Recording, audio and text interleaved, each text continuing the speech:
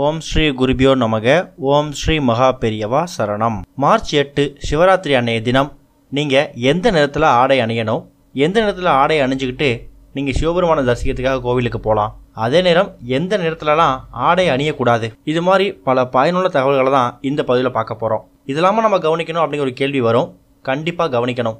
நம்மளோட தோற்றம் எப்படி இருக்குது அப்படிங்கிறத பொறுத்து தான் ஒருத்தவங்க நமக்கு மதிப்பு மரியாதையும் கொடுப்பாங்க.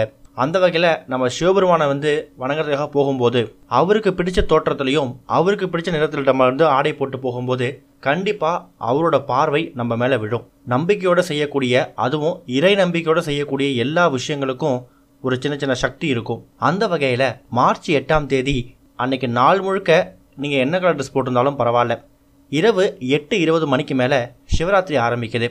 ஒருவேளை நீங்கள் சிவராத்திரிக்காக சிவபெருமான் தரிசனம் பண்ணுறதுக்காக நீங்கள் கோவிலுக்கு போகிறீங்க அப்படின்னா அன்னைய தினம் இப்போ சொல்லக்கூடிய இந்த ஒரு நிறத்தில் ஆடை அணிஞ்சிட்டு கோவிலுக்கு போகலாம்.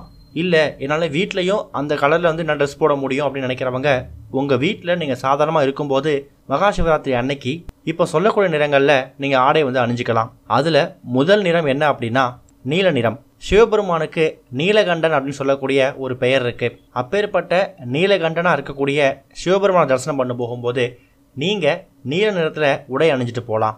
இன்னொரு பக்கம் சிவபெருமானுக்கு வெண்மை நிறம், அதாவது பால் அபிஷேகமாக இருக்கட்டும், திருநீர் அபிஷேகமாக இருக்கட்டும், இது எல்லாம் சிவபெருமானுக்கு ரொம்ப ரொம்ப உகந்தது, ரொம்ப ரொம்ப பிடிச்சது.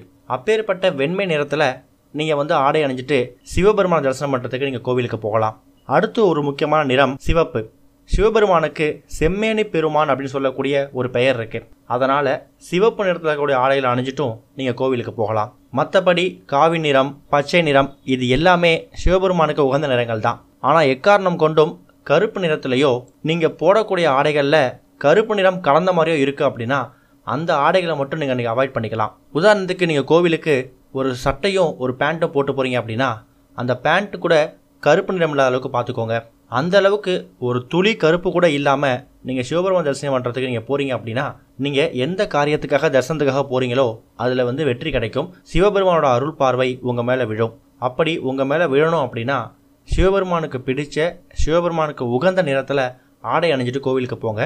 முடிஞ்சால் சிவராத்திரி அன்னைக்கு தினம் முழுக்க கூட இப்போ சொல்லிக்கக்கூடிய இந்த நிறங்களில் உங்கள் வீட்டிலேயே நீங்கள் இந்த நிறத்தில் ஆடை அணியறதுக்கு முயற்சி பண்ணி பாருங்கள். ஓம் ஸ்ரீ குருபியோ நமக. ஓம் ஸ்ரீ மகா பெரியவா சரணம்.